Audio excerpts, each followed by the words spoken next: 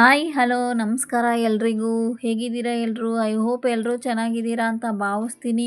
ನಾನು ಕೂಡ ಚೆನ್ನಾಗಿದ್ದೀನಿ ಅಂತ ಹೇಳ್ತಾ, ಫ್ರೆಂಡ್ಸ್, ಹಿತ್ತಲ ಗಿಡ ಮದ್ದಲ್ಲ ಅಂತ ನೀವು ಕೇಳಿರಬೇಕು ಈ ಗಾದೆನ. ಹಾಗೆ ನಮ್ಮ ಮನೆ ಸುತ್ತಮುತ್ತನೇ ಔಷಧಿ ಗಿಡಗಳು ಇರುತ್ತೆ. ಅದ್ರ ಬಗ್ಗೆ ನಮಗೆ ಅರಿವಿರೋದಿಲ್ಲ ಮತ್ತು ಅದನ್ನು ತಿಳ್ಕೊಳ್ಳೋಕ್ಕೂ ಸಹ ನಾವು ಹೋಗಿರೋದಿಲ್ಲ. ನಮ್ಮ ಮನೆಯ ಪರಿಸರದಲ್ಲಿ ನಮಗೆ ತುಂಬ ಈಸಿಯಾಗಿ ಫಟಾಫಟ್ ಅಂತ ನಾವು ಪ್ರಾಬ್ಲಮ್ನ ಸಾಲ್ವ್ ಮಾಡ್ಕೊಳ್ಳೋ ಅಂಥ ಔಷಧಿ ಗುಣಗಳು ಇರುವಂಥ ಸಸಿಗಳು ಇರುತ್ತೆ. ಆದರೆ ನಮಗೆ ಅದು ಗೊತ್ತಿರೋದಿಲ್ಲ. ಫ್ರೆಂಡ್ಸ್, ಇವತ್ತು ಅಂಥದ್ದೇ ಒಂದು ಸಸಿ ಬಗ್ಗೆ ನಾವು ಮಾತಾಡ್ತಾ ಇದ್ದೀವಿ. ಆ ಗಿಡದ ಹೆಸರು ಬಂದು ದೊಡ್ಡ ಪತ್ರೆ ಅಂತ. ಫ್ರೆಂಡ್ಸ್, ನಿಮಗೆಲ್ಲ ಗೊತ್ತೇ ಇದೆ. ದೊಡ್ಡ ಪತ್ರೆ ನೀವೆಲ್ಲರೂ ಬೆಳೆಸಿರ್ತೀರ. ಮನೆ ಸುತ್ತಮುತ್ತನೂ ಇರುತ್ತೆ, ಇಲ್ಲ ಪಾಟ್ಗಳಲ್ಲೂ ಸಹ ಈ ಪತ್ರೆನ ಬೆಳೆಸ್ಕೊಂಡಿರ್ತೀರ. ಆದರೆ ಈ ಪತ್ರೆನ ನಾವು ಆಹಾರದಲ್ಲಿ ಉಪಯೋಗಿಸ್ಕೊಂಡು ನಮ್ಮ ಆರೋಗ್ಯನ ಹೇಗೆ ವೃದ್ಧಿಸ್ಕೊಳ್ಳೋದು ಅಂತ ನಾವು ತಿಳ್ಕೊಂಡಿರ್ತೀವ. ಇಲ್ಲ ಫ್ರೆಂಡ್ಸ್, ಅದೇ ವಿಷಯವಾಗಿ ಈ ವಿಡಿಯೋದಲ್ಲಿ ನಾನಿವತ್ತು ಫುಲ್ ಡೀಟೇಲಾಗಿ ದೊಡ್ಡ ಪತ್ರೆ ಬಗ್ಗೆ ತಿಳಿಸ್ತಾ ಇದ್ದೀನಿ. ವಿಡಿಯೋನ ಎಲ್ಲೂ ಸ್ಕಿಪ್ ಮಾಡದೆ ನೋಡಿ, ಅರ್ಥ ಆಗುತ್ತೆ ಅಂತ ಕೇಳ್ಕೊಳ್ತೀನಿ. ಬನ್ನಿ ವಿಡಿಯೋ ಸ್ಟಾರ್ಟ್ ಮಾಡೋಣ. ಈ ನಮ್ಮ ಅಜ್ಜಿ ಹೇಳಿದ ಈ ದೊಡ್ಡ ಪತ್ರೆ ಮನೆಮದ್ದುಗಳನ್ನು ನಾವು ತಿಳಿಯೋಣ ಬನ್ನಿ ಫ್ರೆಂಡ್ಸ್. ಓಕೆ ಫ್ರೆಂಡ್ಸ್, ಈ ದೊಡ್ಡ ಪತ್ರೆ ನಮ್ಮ ಆಯುರ್ವೇದದಲ್ಲಿ ತುಂಬ ಮಹತ್ವದ ಬೇಡಿಕೆ ಇರೋಂಥ ಸಸಿ ಅಂತಲೇ ಹೇಳ್ಬೋದು ಫ್ರೆಂಡ್ಸ್. ಇದನ್ನು ಮನೆ ಮದ್ದಿನ ಮಹಾರಾಣಿ ಅಂತಲೂ ಕರೀತಾರೆ. ಮಳೆಗಾಲದಲ್ಲಿ ತೆಗೆದುಕೊಳ್ಳಬೇಕಾದ ಅತ್ಯುನ್ನತ ಮತ್ತು ಈ ಗಿಡ ಅಂತಲೇ ಹೇಳ್ಬೋದು ಫ್ರೆಂಡ್ಸ್. ಈ ಗಿಡನ ನಾವು ತುಂಬ ಸುಲಭವಾಗಿ ಬೆಳೆಸ್ಕೋಬೋದು. ಒಂದು ದಂಟನ್ನು ತಗೊಂಬಂದು ಒಂದು ಸ್ವಲ್ಪ ಪಾಟಲ್ಲಿ ಮಣ್ಣು ಹಾಕ್ಬಿಟ್ಟು ಆ ದಂಟನ್ನ ಇಟ್ಟರೆ, ನೀವು ಆ ದಂಟಿನಲ್ಲೇ ಅದರ ಸುತ್ತಮುತ್ತ ಒಂದು ಪೊದೆ ಥರ ಬೆಳೆಯೋ ಅಂಥ ಗಿಡ ತುಂಬ ಈಸಿಯಾಗಿ ಬೆಳೆಸ್ಕೋಬೋದು ಫ್ರೆಂಡ್ಸ್. ಇನ್ನು ಇದರ ಬಗ್ಗೆ ತಿಳ್ಕೊಂಡ್ವಿ. ಹಾಗಾಗಿ ಇದು ಯಾವ್ಯಾವ ಸಮಸ್ಯೆಯಲ್ಲಿ ನಮಗೆ ಕೆಲಸ ಮಾಡುತ್ತೆ ಅಂತ ತಿಳ್ಕೊಳ್ಳೋಣ ಫ್ರೆಂಡ್ಸ್. ಮೇಯ್ನು ಇದು ಚಿಕ್ಕ ಚಿಕ್ಕ ಮಕ್ಕಳಿರೋ ಮನೆಯಲ್ಲಿ ಈ ದೊಡ್ಡ ಪತ್ರೆ ಗಿಡ ಇರಲೇಬೇಕು ಅಂತ ಹೇಳ್ತಾರೆ. ಏಕೆಂದರೆ ಈ ಮನೆಯಲ್ಲಿ ಮಕ್ಕಳಿದ್ದಾಗ ಅವ್ರಿಗೆ ಶೀತ, ಜ್ವರ, ಕೆಮ್ಮು, ನೆಗಡಿ ಈ ಥರದ್ದು ಸರ್ವೇ ಸಾಮಾನ್ಯವಾಗಿ ಕಾಡ್ತಾನೆ ಇರುತ್ತೆ.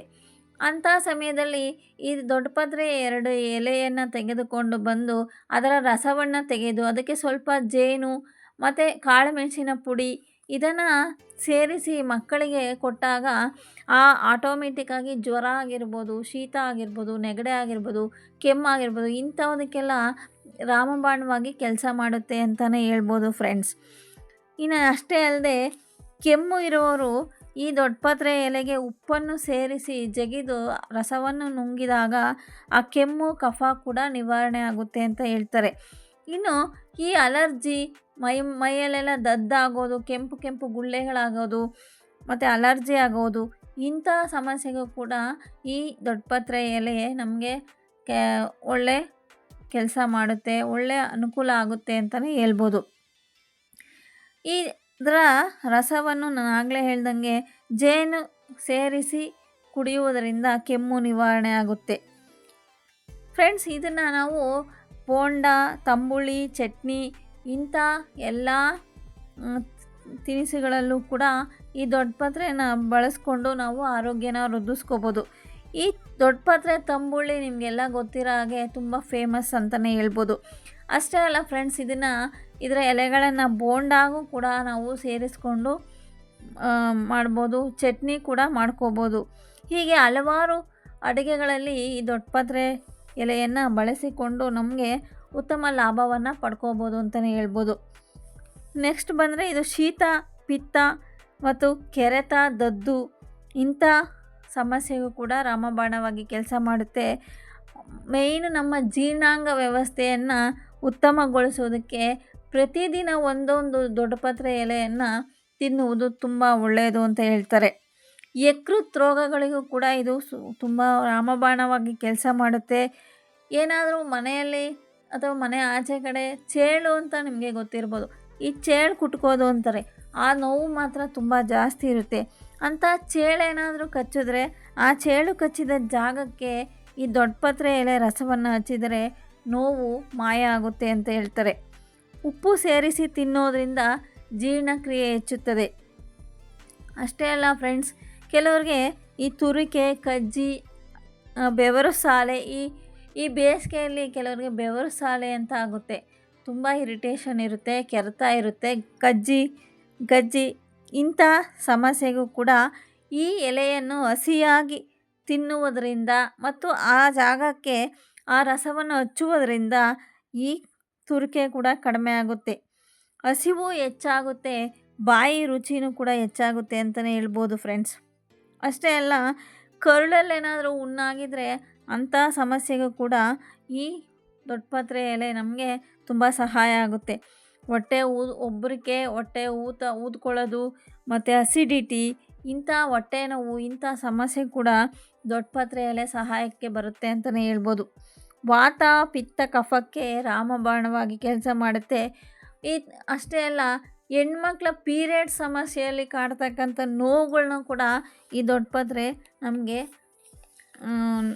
ನೋವು ನಿವಾರಣೆ ಮಾಡುತ್ತೆ. ಅಷ್ಟೇ ಅಲ್ಲ ಫ್ರೆಂಡ್ಸ್, ಈಗಿನ ಕಾಲದಲ್ಲಿ ಈ ಜಂಕ್ ಫುಡ್ಡು, ಫಾಸ್ಟ್ ಫುಡ್ಡು ತುಂಬ ತಿಂತಾನೆ ಇರ್ತೀವಿ. ಈ ಜಂಕ್ ಫುಡ್ ಅಥವಾ ಫಾಸ್ಟ್ ಫುಡ್ ತಿಂದಾಗ ಸುಮಾರು ಸಮಸ್ಯೆಗಳು ನಮಗೆ ಕಾಡುತ್ತೆ. ಅಂತಹ ಸಮಸ್ಯೆಗಳಿಂದ ಕೂಡ ಮುಕ್ತಿಯನ್ನು ಕೊಡುತ್ತೆ ಈ ದೊಡ್ಡಪತ್ರೆ ಎಲೆ. ಈ ಸಾಮಾನ್ಯವಾಗಿ ಜಂಕ್ ಫುಡ್ ಸೇವನೆ ಮಾಡಿದಾಗ ನಮಗೆ ಅಜೀರ್ಣ, ಅಸಿಡಿಟಿ, ಗ್ಯಾಸ್ಟ್ರಿಕ್ಕು, ಹೊಟ್ಟೆ ಉಬ್ಬರ, ಈ ಥರ ವಾಕರಿಕೆ, ಈ ಥರ ಸಮಸ್ಯೆಗಳು ಕಾಡೋದು ಸರ್ವೇ ಸಾಮಾನ್ಯ ಅಲ್ವಾ ಫ್ರೆಂಡ್ಸ್. ಆ ಥರ ಸಮಸ್ಯೆ ಬಂದಾಗ ಈ ದೊಡ್ಡಪತ್ರೆ ಎಲೆಯನ್ನು ಚೆನ್ನಾಗಿ ತೊಳೆದು ಒಂದು ಲೋಟ ನೀರಿಗೆ ಹಾಕಿ ಕುದಿಸಿ ಆ ನೀರನ್ನು ಕಾಳುಮೆಣಸು ಸೇರಿಸಿ ಕುಡಿಯೋದ್ರಿಂದ ಈ ಜಂಕ್ ಫುಡ್ ತಿನ್ನೋದ್ರಿಂದ ಬರ್ತಕ್ಕಂಥ ಸಮಸ್ಯೆಗಳಿಂದ ಕೂಡ ಮುಕ್ತಿ ಸಿಗುತ್ತೆ ಅಂತಲೇ ಹೇಳ್ಬೋದು. ಅಷ್ಟೇ ಅಲ್ಲ ಫ್ರೆಂಡ್ಸ್, ಈ ಮುಖದಲ್ಲಿ ಬರುವ ಕಲೆಗಳಿಗೂ ಕೂಡ ಇದು ರಾಮಬಾಣವಾಗಿ ಕೆಲಸ ಮಾಡುತ್ತೆ. ನಿಮ್ಮ ಮುಖದಲ್ಲಿ ಏನಾದರೂ ಕಪ್ಪು ಕಪ್ಪು ಕಲೆಗಳು ಅಥವಾ ಬಿಳಿ ಕಲೆಗಳು ಇದ್ದರೆ ಇದರ ರಸವನ್ನು ಆ ಕಲೆಗಳಿರುವ ಜಾಗಕ್ಕೆ ಹಚ್ಕೊಂಡ್ರೆ ಆ ಕಲೆಗಳು ಕೂಡ ನಿಧಾನವಾಗಿ ಮಾಯ ಆಗುತ್ತೆ ಅಂತಲೇ ಹೇಳ್ತಾರೆ. ಅಷ್ಟೇ ಅಲ್ಲ ಫ್ರೆಂಡ್ಸ್, ಇದು ಮಕ್ಕಳಲ್ಲಿ ರೋಗ ನಿರೋಧಕ ಶಕ್ತಿ ಅಂದರೆ ಇಮ್ಯುನಿಟಿ ಪವರ್ನ ಜಾಸ್ತಿ ಮಾಡೋದಕ್ಕೆ ಸಹಾಯ ಮಾಡುತ್ತೆ. IBS ಪ್ರಾಬ್ಲಮ್ ಇರೋರಿಗೂ ಕೂಡ ಈ ದೊಡ್ಡಪತ್ರೆ ಎಲೆ ರಾಮಬಾಣವಾಗಿ ಕೆಲಸ ಮಾಡುತ್ತೆ. ಕಿಡ್ನಿ ಸ್ಟೋನ್ಗೂ ಕೂಡ ಉತ್ತಮ ಅಂತಲೇ ಹೇಳ್ಬೋದು. ಅಲರ್ಜಿ, ಶೀತ, ಯಕೃತ್ ಆರೋಗ್ಯಕ್ಕೆ ತುಂಬ ಒಳ್ಳೆಯದು ಫ್ರೆಂಡ್ಸ್. ಈಸಿಯಾಗಿ ಮನೆಯಲ್ಲಿ ಒಂದು ಪಾಟಲ್ಲಿ ಬೆಳ್ಕೊಳ್ಳುವಂಥ ಈ ದೊಡ್ಡಪತ್ರೆ ಎಲೆಯಿಂದ ನಮಗೆ ಎಷ್ಟೆಲ್ಲ ಲಾಭ ಇದೆ ನೋಡಿದ್ರಾ? ಈ ಇನ್ಫಾರ್ಮೇಷನ್ನು ನಿಮಗೆ ಇಷ್ಟ ಆಗಿದರೆ ಲೈಕ್ ಮಾಡಿ, ಶೇರ್ ಮಾಡಿ, ಸಬ್ಸ್ಕ್ರೈಬ್ ಮಾಡಿ, ಸಪೋರ್ಟ್ ಮಾಡಿ ಫ್ರೆಂಡ್ಸ್. ನಾನೊಬ್ಬ ಚಿಕ್ಕ ಯೂಟ್ಯೂಬರ್. ದಯವಿಟ್ಟು ನಿಮ್ಮ ಸಹಾಯ ನನಗೆ ಬೇಕಾಗಿರುತ್ತೆ. ದಯವಿಟ್ಟು ಸಹಾಯ ಮಾಡಿ, ಸಹಕಾರ ಕೊಡಿ, ಸಪೋರ್ಟ್ ಮಾಡಿ. ವಿಡಿಯೋಗಳ್ನ ಹೆಚ್ಚು ಶೇರ್ ಮಾಡಿ, ವಿಡಿಯೋಗಳ್ನ ನೋಡಿ ಆರೈಸಿ ಅಂತ ಕೇಳ್ಕೊಳ್ತೀನಿ. Thank you for watching.